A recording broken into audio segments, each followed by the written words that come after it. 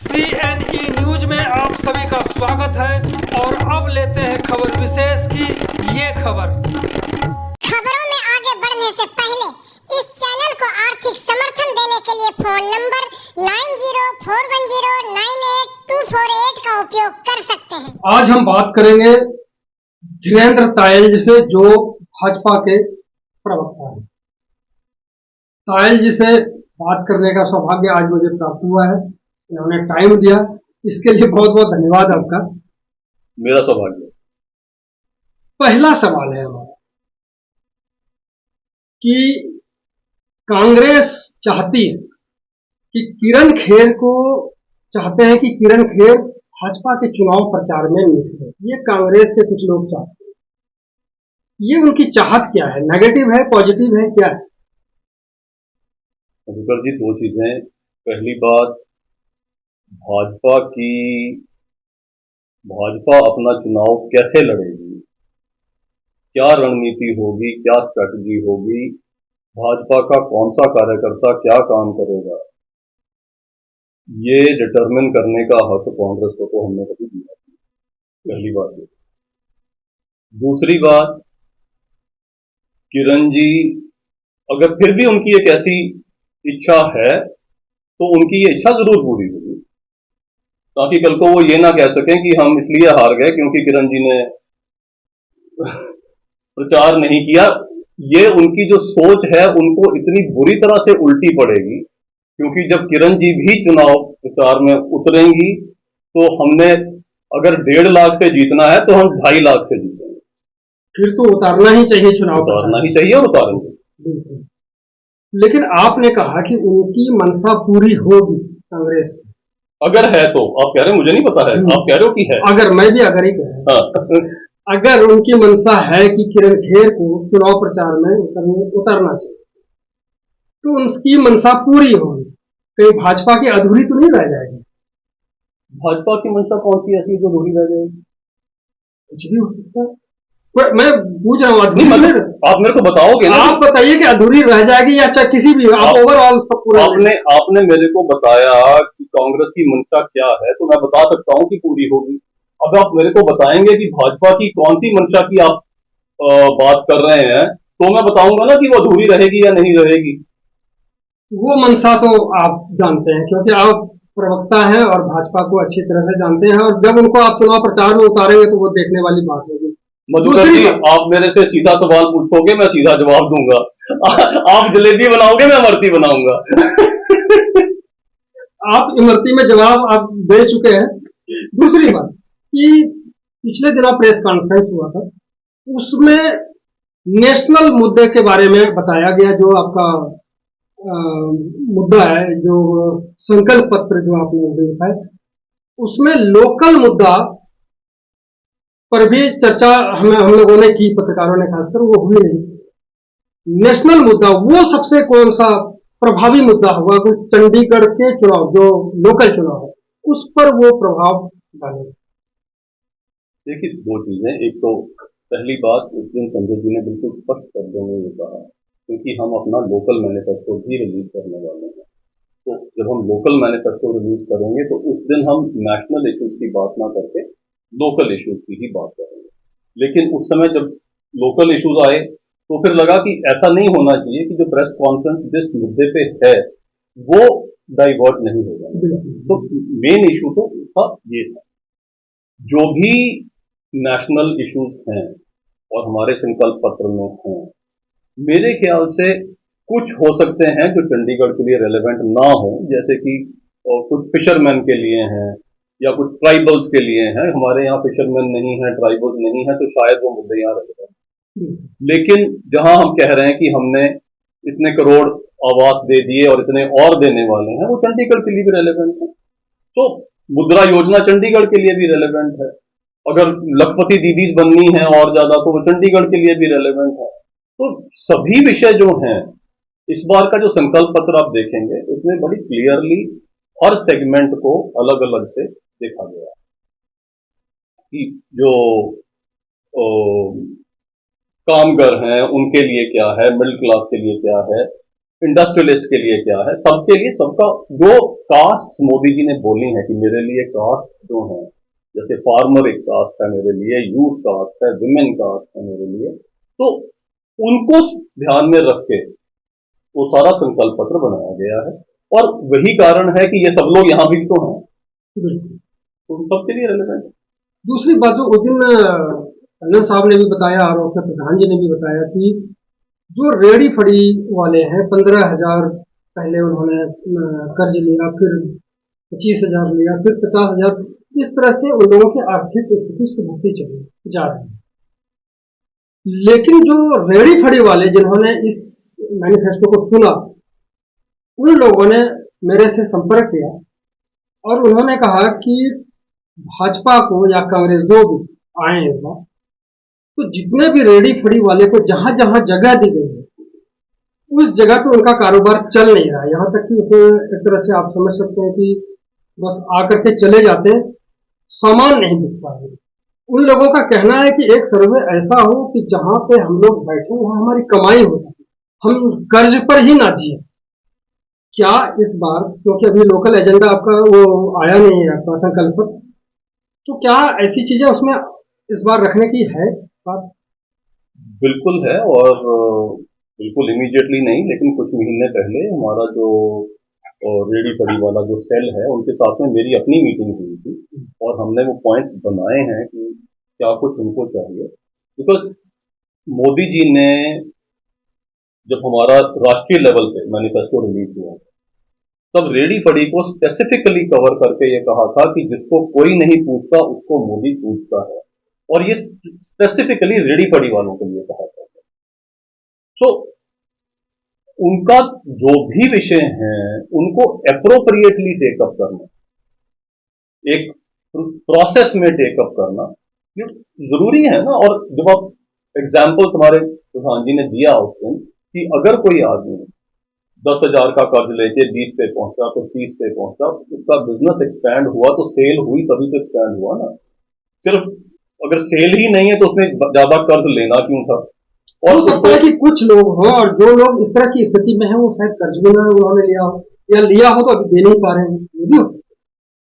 देखिए, एक जो गवर्नेंस का काम है एक अपॉर्चुनिटी क्रिएट करके देना, ठीक है ना।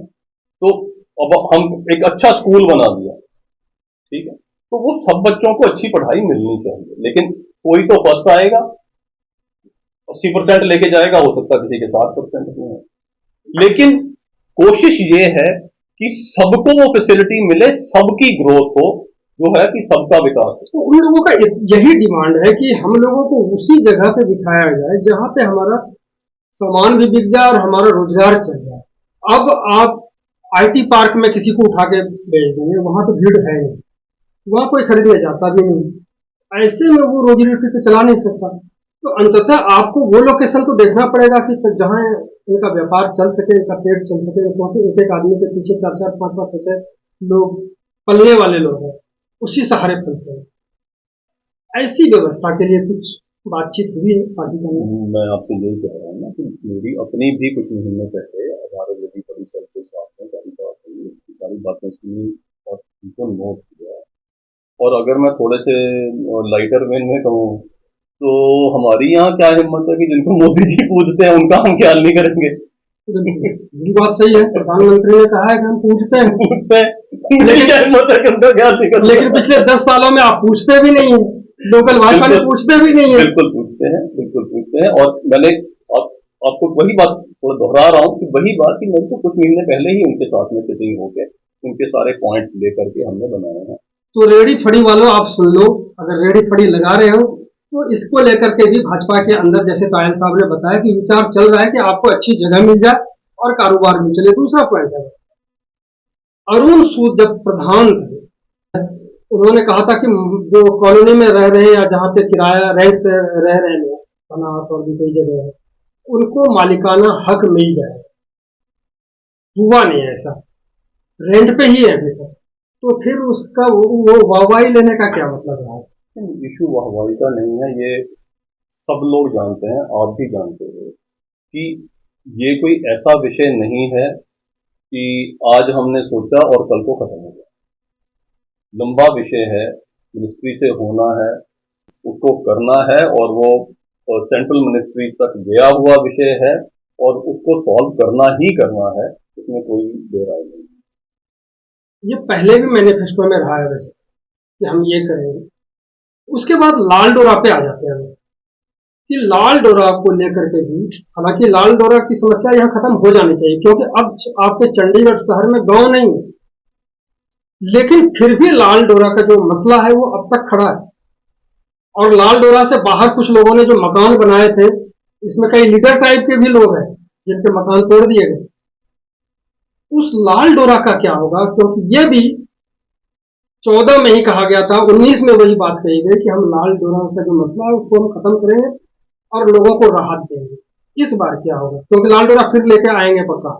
मैंने आपसे संकल्प यही बात मैं कह रहा हूँ आपसे कि ये कुछ इश्यूज हैं जो बहुत गंभीर भी हैं, जरूरी भी हैं, लेकिन टिकलिश भी हैं और ओवरनाइट होने वाले नहीं हैं।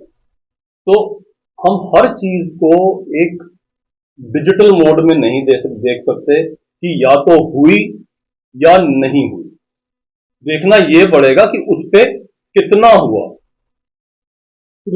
ये डिजिटल नहीं है, डिजिटल नहीं है कि जी अगर नहीं हुआ तो आपने कुछ नहीं किया।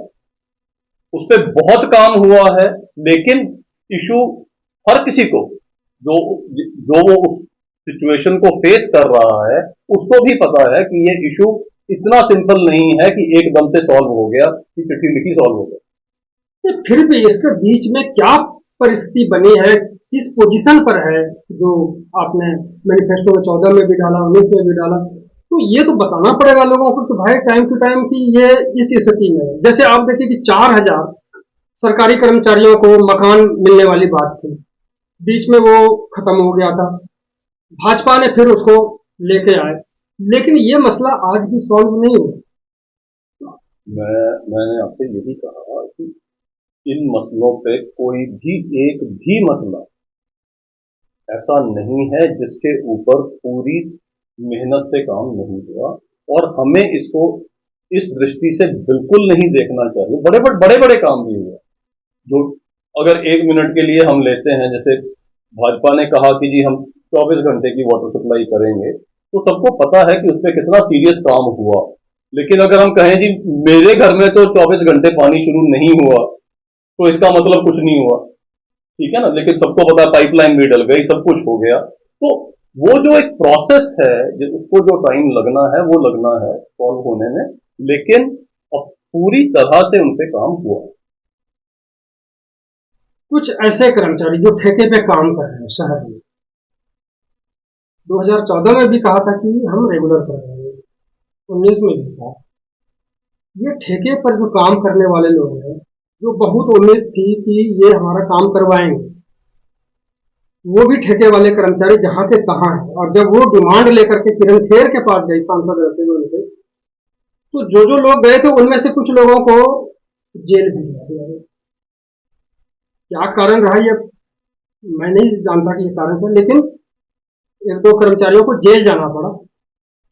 तो फिर ऐसी उसमें मैनिफेस्टो में ऐसी चीज होती क्यों कि वो बाद में हमको जेल भी भुगतना पड़े लोगों को? मधुकर जी, मेरी बिल्कुल नॉलेज में ये नहीं है, तो मैं इसके ऊपर कोई कमेंट कर सकूं अथॉरिटेटिवली।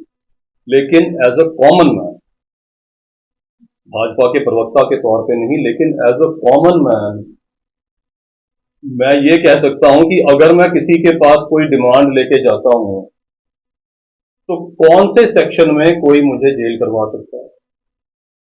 मुझे ऐसे सेक्शन का किसी का नहीं पता कि आपके पास में आ गया कि जी मेरी ये डिमांड है, आप मेरी डिमांड मान सकते हो या नहीं मान सकते हो, लेकिन डिमांड देने पे मेरे को जेल तो नहीं करवा सकते।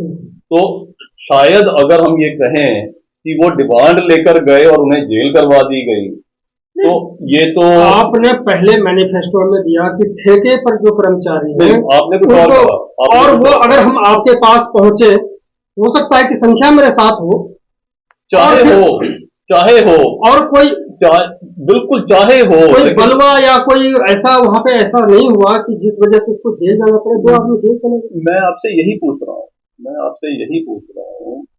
अब कोई किसी की प्राइवेट जेल तो है नहीं कि मेरा दिल किया मैंने किसी को उठा के जेल में बंद कर दिया।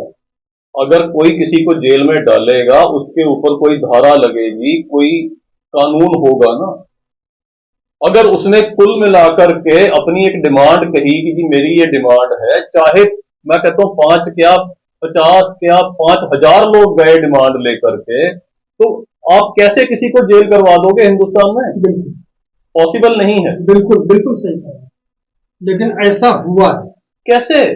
मैं तो ये कह रहा हूं, उस मैंने स्पेसिफिकली कहा कि जो इंसिडेंट की आप बात कर रहे हो वो मेरे नॉलेज में नहीं है, लेकिन as a common man, as a citizen of this country, मैं ये मानता हूं कि भारत में ये मुमकिन नहीं है कि चलते फिरते किसी को दिल किया किसी को भी जेल करा दी, ऐसा कभी पॉसिबल नहीं हो सकता। तो धीरेन्द्र तायल जी को आप सुन रहे हैं, जो जेल गए हैं अपनी डिमांड को लेकर के गए थे किरण खेर के पास और उसके बाद आपको जेल भिजवा दिया गया, उनसे मेरा आग्रह है कि धीरेन्द्र तायल जी से जरूर मिलकर के अपनी बात बताएंगे कि किस तरह से आपको जेल भेजा गया और क्यों भेजा गया था। क्या आपने कोई ऐसी चीजें करी थी क्या वहां पे जो जेल जाना पड़ गया? उसके बाद हम आते हैं कि जो शहर की अभी जो व्यवस्था है, उस व्यवस्था में कई तरह की चीजें हैं, जिसमें एक रोजगार बहुत बड़ी बात है। बाहर के लोग नौकरी तो यहां ले लेते हैं, लेकिन यहाँ वाले को ना नौकरी वहां पे रिजर्वेशन है और ना यहाँ उसको मिल पाता है। रिजर्वेशन है कि नहीं बताऊंगा।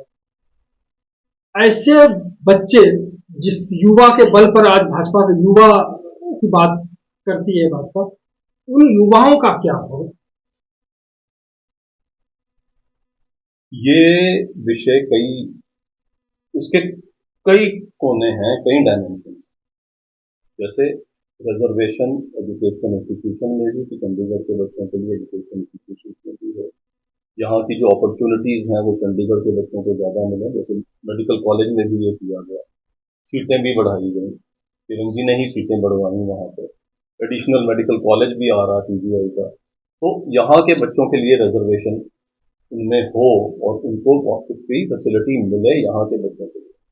और जो यहाँ की जॉब्स हैं उनमें एप्रोप्रिएट रिजर्वेशन चंडीगढ़ के बच्चों के लिए हो, ये जरूरी भी है और इसको करना है। क्योंकि जो बच्चे यहाँ बचपन से पढ़ रहे हैं, लिख रहे हैं, क्योंकि अभी मेरे किसी से बात हुई थी रेजिडेंट वेलफेयर एसोसिएशन के प्रधान की, महिला प्रधान, तो उन्होंने बताया कि उनके बच्चे वहां पे पढ़ रहे हैं और उनको किस तरह से परेशानी का सामना करना पड़ रहा है, जबकि यहीं पैदा हुए, यहीं सब कुछ हुए। डोमिसाइल को लेकर के क्या क्या हो रहा है, तो हर तरह से परेशान है लोग। आखिरकार इसको लेकर के किस तरह से भाजपा अगर आती है इस बार, क्योंकि 2 टर्म तो आप जीत चुके हैं। अगर मतलब अच्छा आएगी, अगर तो मैं रिकॉग्नाइज नहीं कर रहा, तो चंडीगढ़ की जनता पूरी तरह से हमारे साथ है। नहीं थोड़ा एक चीज अगर इसलिए मैंने कहा क्योंकि हमने सलाह भी देनी है, क्योंकि टंडन जी ने कहा था कि जो लोकल संकल्प पत्र हम तैयार करेंगे तो आप लोग भी सलाह दे सकते हैं, तो एक सलाह मैं आपको दे दूं। इसलिए मुझे थोड़ा सा डर होता है। डर क्यों लगता है? क्योंकि लोकल जब आप संकल्प पत्र बनाएंगे उसमें छितर शब्द ना हो। आपसे ये रिक्वेस्ट है, क्योंकि उस छितर से जनता घायल है। मेरा ख्याल है कि वो जो एक स्टेटमेंट है उसको इतना ज्यादा मिस इंटरप्रेट किया गया है। अगर मैं अपने बच्चे को भी कुछ कह देता हूं तो वो भी कल को खड़े होकर कह सकता, पापा आपने मेरे को ऐसे कैसे बोल दिया। कहेंगे ना, लेकिन शहर की जनता थी बेचारी, बोली नहीं कुछ भी। शहर की जनता तो समझ गई। शहर की जनता समझ गई कि किस प्रेम से और किस भाव से ये, किस लहजे से ये बात कही गई। लेकिन जो उकसाने वाले हैं, जिनमें मेरे सामने एक सज्जन बैठे हैं, ठीक है, वो जनता को नहीं जीने दे रहे। हम किसी को कोई ऐसा मौका नहीं देंगे कि हमारे प्यार को भी वो मिस इंटरप्रेट कर सके। अच्छा, तो प्यार से आप कुछ भी कर सकते हैं। प्यार से तो आप मेरी जान ले लीजिए, मैं आपको ये हक देता हूं। जान तो नहीं। भारतीय जनता पार्टी, सारी की सारी पार्टी, उसका सारा नेतृत्व, चाहे वो एग्जिस्टिंग एमपी हैं, पास्ट एमपी हैं, हमारे होने वाले एमपी हैं, वर्कर से लेके ऊपर तक इसी शहर का पार्ट हैं। यहीं हम सारे पले बड़े हैं और इस शहर से, उसके शहर वासियों से हम पूरा प्यार करते हैं और यही प्यार हमारा आगे भी झलकेगा, दिखेगा। अंतिम सवाल है ताहिर साहब कि अभी चुनाव प्रचार किस तरह से चल रहा है? भाजपा और कांग्रेस, अगर दोनों की तुलना करने के लिए आपको कहा जाए तो क्या देखते हैं दोनों के चुनाव प्रचार में, और क्या परिस्थिति आ रही है धीरे धीरे जो जो आगे हम बढ़ गए चुनाव के नजदीक? कांग्रेस अभी प्रचार शुरू कहाँ किया है? कांग्रेस अभी तो वो अपना घर संभाल रहे हैं। 200 लोगों की उनकी लीडरशिप थी, 100 लोग रिजाइन कर गए। अभी तो वो उसको संभाल रहे हैं कि हमें अपना घर कैसे संभालना है, और जो अपना घर नहीं संभाल पा रहे वो क्लेम कर रहे हैं कि वो चंडीगढ़ संभाल लेंगे। और एक इतनी सीरियस बात जो जनता तक पहुंचनी चाहिए, इतनी सीरियस बात कि आपकी महिला विंग की जो प्रेसिडेंट हैं वो ये कहें कि मैं अपने पार्टी हेडक्वार्टर्स में अनसेफ महसूस करती हूं, मैं वहां सुरक्षित महसूस नहीं करती हूं। अगर आपकी पार्टी प्रेसिडेंट, विमेन विंग की प्रेसिडेंट जो है, अपने ही पार्टी हेडक्वार्टर में सेफ महसूस नहीं करती है, तो आप शहर की आधी जनता जो नारी शक्ति है, मातृशक्ति है, उनको आप क्या करके दोगे? तो कौन सा प्रचार कांग्रेस का, और किस बूथे पर वो इलेक्शन लड़ेंगे? अभी तो वो कहीं है ही नहीं, अपना घर तो संभालने वाले, फिर बाद में देखेंगे। तो कांग्रेसियों को सलाह देने पहले घर संभाल लें। CNE न्यूज के साथ बने रहने के लिए आप सभी का बहुत बहुत धन्यवाद।